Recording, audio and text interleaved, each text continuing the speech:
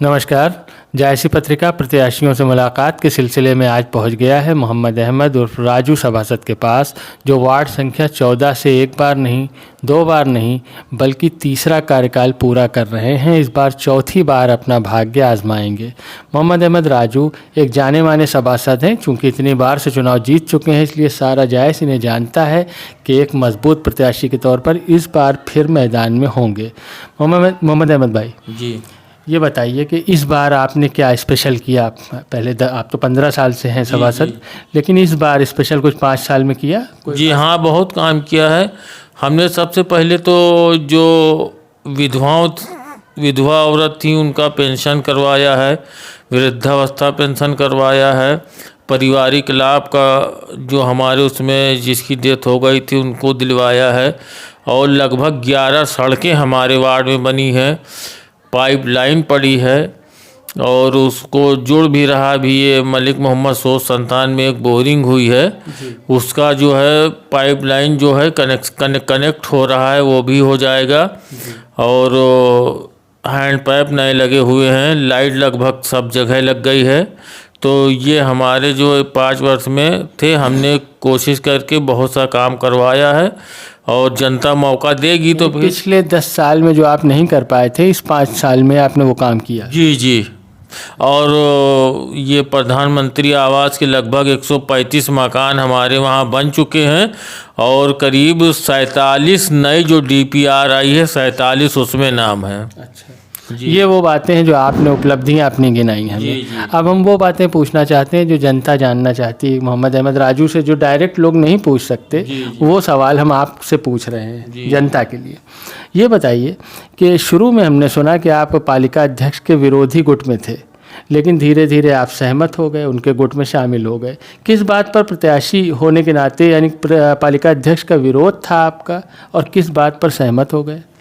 ये पहले उसमें पहली मीटिंग में हुआ था कि जो है अकीका का कुछ लोगों ने विरोध किया था, लेकिन उसमें हम भी थे विरोध में। लेकिन जब अध्यक्ष जी से हमने बात किया तो अध्यक्ष जी ने ये सहमत जताई कि अगर ज़मीन कहीं बाहर मिल जाती है तो हम स्लाटर हाउस बनवा देंगे, पैसा पूरा पालिका देगी और उसकी साफ सफाई पालिका करेगी, हमारा राजस्व बढ़ेगा, और क्या कहते हैं कि हम स्लाटर की अनुमति दे देंगे। अच्छा, तो ज़मीन मिली कहीं या नहीं मिली? ज़मीन तो अभी नहीं मिली है, लेकिन जो ये परसीमन हुआ है, अगर वहाँ ज़मीन मिल जाती है तो अध्यक्ष जी ने हमसे खुद वादा किया है।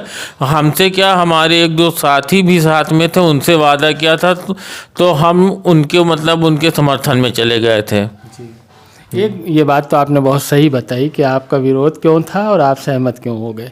अब हम जानना चाहते हैं कि लोग कहते हैं, आपका विरोधी धड़ा कहता है आपके वार्ड वाला, कि आप बार बार चुनाव इसलिए जीत जाते हैं कि आप वोटर लिस्ट का मैनेजमेंट बहुत अच्छे ढंग से करते हैं। बड़ी बोगस वोटर लिस्ट है, उसमें बहुत से फर्जी वोट हैं। कहाँ तक सच्चाई है? ये तो राजनीति में आरोप प्रत्यारोप लगते रहते हैं। जिसका घर है, जिसके ID है, जिसकी वो है, उसी का नाम चढ़ेगा।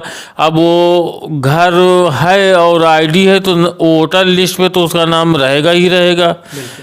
तो उन्हीं लोगों का रहता, विरोधियों को लगे कि जो है ये फर्जी है तो उनको लगता रहे। उन्हें आपत्ति करनी चाहिए। उनके भाई गौर शासन जो है आपत्ति का समय देती है, आपत्ति का फॉर्म भरा जाता है, बढ़ने का नाम भरा जाता है, उस वक्त ये लोग नहीं देते हैं।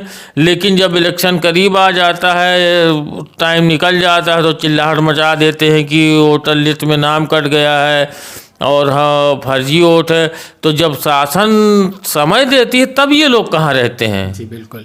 ये बात बताएं मोहम्मद अहमद भाई कि ये आपने बहुत अच्छा काम किया वार्ड में, लेकिन पालिका अध्यक्ष के कामकाज को आप किस नज़र से देखते हैं? उन्होंने काम किया या नहीं कर पाए? नहीं, उन्होंने काम तो बहुत किया और उनको बेनिफिट मिला जो है भाजपा सरकार प्रदेश में रहने से, क्योंकि जो प्रोजेक्ट बना के भेजते थे वो पास हो जाता था। जैसे अभी जो है 16 करोड़ 28 लाख रुपए की पाइपलाइन का प्रोजेक्ट पास हुआ है, वो सर्वे चल रहा है। तो आदर्श का आया, दीनदयाल का पैसा आया, राजवित्त का हमारा जो है पहले 33 लाख आता था, वो लगभग 90 लाख आने लगा हर महीने।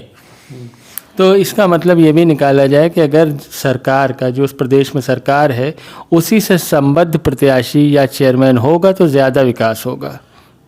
ये तो संभव बात है भाई, क्योंकि वो पार्टी का ख्याल रखती है अपना, और पार्टी के प्रत्याशी का रखती है कि फिर आए, वो इसलिए कि उनका कोई प्रोजेक्ट जाता है तो वो तुरंत पास हो जाता अच्छा, है। एक बात सब कहते हैं, आपकी नज़र में क्या है, आप क्या समझते हैं? लोग कहते हैं बहुत घोटाला हुआ, ये 10 रुपए का काम था तो 20 रुपए का काम हुआ, इसके बारे में आप क्या कहते हैं? उसकी जांच करवा ली जाए, जांच करवाएं। अब तो सूचना का अधिकार है, उससे मांगे, जांच करवाएं बिल्कुल।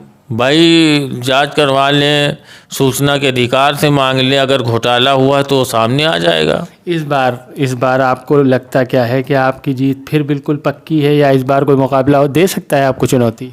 इंशाल्लाह हमको मुकाबला देने वाला कोई नहीं है। अल्लाह रूठ जाए तो कुछ बात नहीं है, लेकिन मैं उस अल्लाह पे इतना भरोसा करता हूँ, रसूल पे भरोसा करता हूँ, नादे अली और अली पे इतना भरोसा करता हूँ कि हमको कोई टक्कर देने वाला नहीं है, क्योंकि जनता से हमसे इतना मोहब्बत हो गया है कि जनता हमारी चाहती है कि आप ही इलेक्शन लड़िए।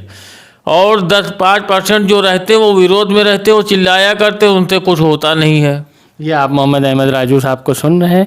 राजू भाई, आखिरी बात ये, आप अपने वार्ड वासियों को, वार्ड के वोटर्स को जायसी पत्रिका के माध्यम से कुछ कहना चाहें तो कह सकते हैं। मैं आपका बहुत बहुत धन्यवाद देता हूँ, क्योंकि आप हमारी बातों को जनता के सामने रखेंगे, और मैं जनता से हर बार यही कहता हूँ कि वो जो मोहब्बत का चिराग जला देते हैं उसकी लौ को फिर जलाए रखेंगे, और मेरा फर्ज रहेगा कि हम उनके दरवाजे जाएंगे, बस वो एक आहट सी लगाए रखेंगे।